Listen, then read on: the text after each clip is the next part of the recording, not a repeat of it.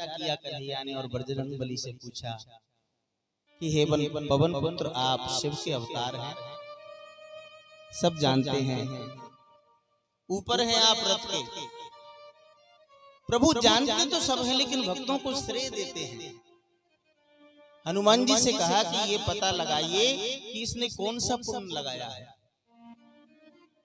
तो कहा कि कृतवर्मा ने पुण्य लगाया है प्रभु, कि सभी माताओं को उसने माँ और बहन के रूप में देखा है, सबकी रक्षा करने का उसने आज तक प्रयास किया है, वो पुण्य लग जाए, इसलिए आपका बाण पराजित हो गया। और इस दुनिया में जिसकी दृष्टि सही है, माताओं के प्रति जिसकी दृष्टि सही है, शायद उससे बड़ा पुण्यात्मा कोई और नहीं होगा। इसका एक उदाहरण ये भी है, भीष्म पितामह ने इच्छा मृत्यु का वरदान मांगा था। भीष्म पितामह ने इच्छा मृत्यु का वरदान मांगा और उनके मन में ऐसी भावना थी, पितामह के मन में, कि मैं तब अपना देह छोड़ूं तब कन्हैया मुझे गोद में उठा ले। ये अभिलाषा थी और इसी के कारण वो जब चाहे जब शरीर त्याग सकते थे, लेकिन शरीर नहीं त्यागा। और अंतिम अवस्था में जब बाणों की सैया पर वो 52 दिनों तक पड़े रहे और कन्हैया का जैसे ही आगमन हुआ, कन्हैया ने पितामह को प्रणाम किया, पितामह ने आंसुओं के द्वारा प्रभु को प्रणाम किया और सारी दुनिया से नजर हटाकर कन्हैया की ओर निहारा भीष्म पितामह ने। तब ये पूछा कि प्रभु, देह त्यागने से पहले अब मैं दुनिया को अलविदा कह रहा हूं, क्योंकि आप मेरे सामने आ गए, इसी की मैं प्रतीक्षा कर रहा था। परंतु एक बात मेरी समझ में नहीं आई कि मैंने जीवन भर कितना बड़ा संकल्प लिया अविवाहित रहने का, इस हस्तिनापुर की गद्दी को बचाने का, लेकिन ऐसा कौन सा पाप कर्म बन गया कि मेरी जो अंतिम इच्छा थी कि मैं आपकी गोद में आ जाऊं तब मेरे प्राण छूटे। तो एक बात बताइए प्रभु, कि मैं अंतिम समय में आपकी गोद में नहीं आ पाया और एक पक्षी त्रेता युग में जटायु, उसने कौन सा व्रत किया था, कौन सा पुण्य किया था, कौन सा भजन किया था कि राम जी अपनी गोद में लेकर बैठे जब अपना देह उसने। कन्हैया ने कहा कि पितामह, आप में और जटायु में ये अंतर था कि एक अबला का चीर हरण हो रहा था, आप सामर्थ्यवान थे, यदि आप जरा सा इशारा कर देते ना तो उस साड़ी को वो हाथ भी नहीं लगा पाता था दुशासन, लेकिन आपने उस अबला को घिसटते हुए देखा, घसीटते हुए वो उसको लाया और उसका चीर हरण करने लगा, आपने उसको रोका नहीं। और जटायु वो पक्षी था कि उसने कोई व्रत कोई पुण्य नहीं किया था, लेकिन जब उसने देखा कि एक बेटी रोती बिलखती जा रही है,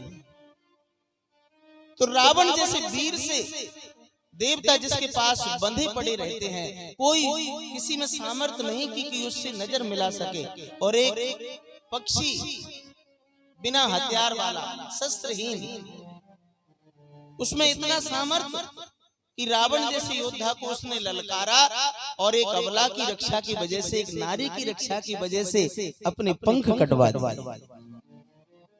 कितना अंतर था। और यही हुआ कि जटायु के पंख रावण ने काट दिए। जितना सामर्थ्य था उतना लगाया। देखो, हम बहाना करते हैं, हम क्या कहते हैं, हम ऐसा बहाना ढूंढते हैं कि जो वस्तु हमारे पास नहीं है ना, बस उसके बारे में ये कहते हैं, अरे हमारे पास वो वस्तु होती तो हम ये देते, और जो है उसको नहीं लगाते।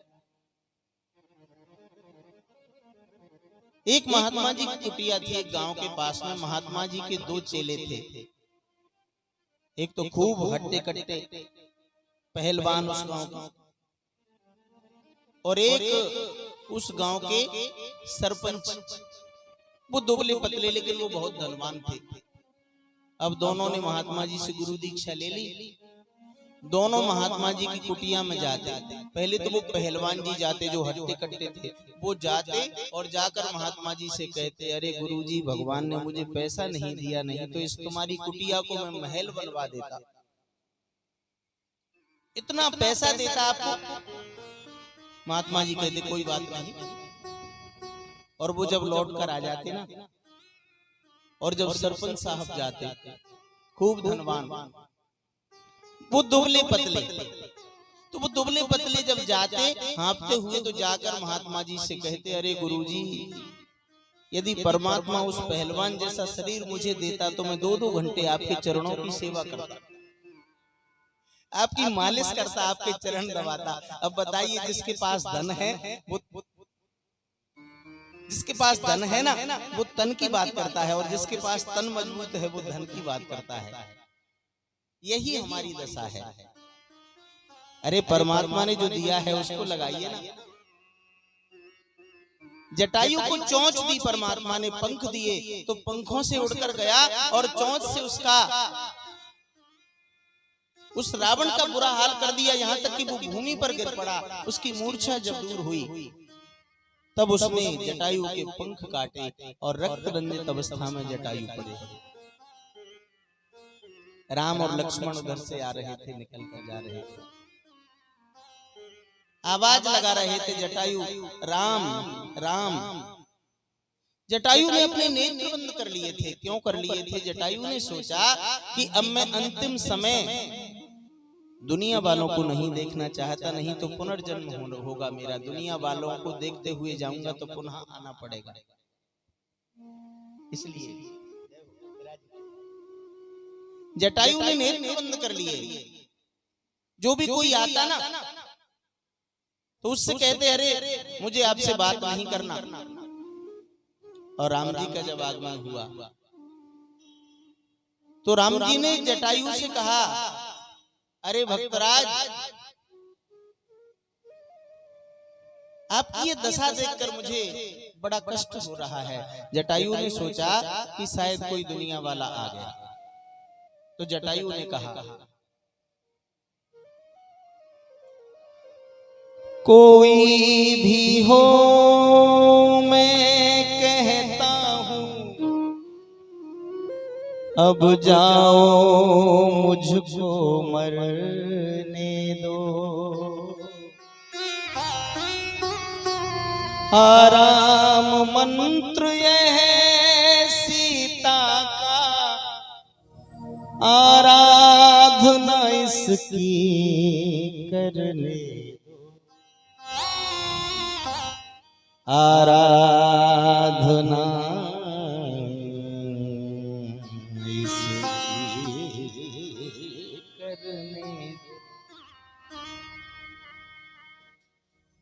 अरे कोई भी हो भैया, जाओ, मैं राम का चिंतन कर रहा हूँ, राम का स्मरण कर रहा हूँ, सुमिरन कर रहा हूँ। अब मुझे दुनिया को देखते हुए देह का त्याग नहीं करना।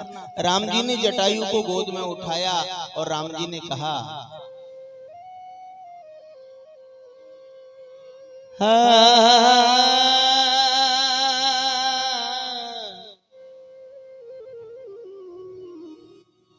जिसका तुम सुमिरन करो, मैं ही हूँ वह राम। और भक्तराज देखो तुम्हें करता राम प्रणाम। मैं वही राम हूँ जिसका तुम नाम ले रहे हो भक्तराज। और नेत्र खोले प्रभु को पाया। गदगद हो गए जटायु। जो पीड़ा थी ना, वो प्रभु का स्पर्श करते ही समाप्त हो गई। और जटायु ने कहा कि अब तो मैं चलना चाहता हूं। राम जी ने कहा कि कुछ दिन आप और रुक जाइए। नहीं प्रभु, आप सामने हैं, मैं आपकी गोद में हूं। भला इस अवस्था में भी इस देह का त्याग नहीं करूंगा तो फिर कब करूंगा? अरे आपका दर्शन करने के लिए संत जन यत्न कराते हैं कि अंतिम समय में दीदार हो जाए। राम जी ने कहा कि आपके जीवन में कमियां हैं और मेरे जीवन में कमियां हैं कुछ, यदि आप रह जाओगे तो वो कमियां पूरी हो जाएंगी। कौन सी? भक्तराज, आपके यहाँ बेटा नहीं है और मैंने अपने पिता को खो दिया है। यदि आप कुछ दिन और रह जाएंगे तो मुझे पिता की प्राप्ति हो जाएगी और आपको बेटे की प्राप्ति हो जाएगी। लेकिन जटायु ने कहा कि नहीं प्रभु, अब तो मैं आपकी गोद में ही प्राण त्यागूंगा। और मेरे रघुवर की गोद में जटायु ने प्राण त्यागे।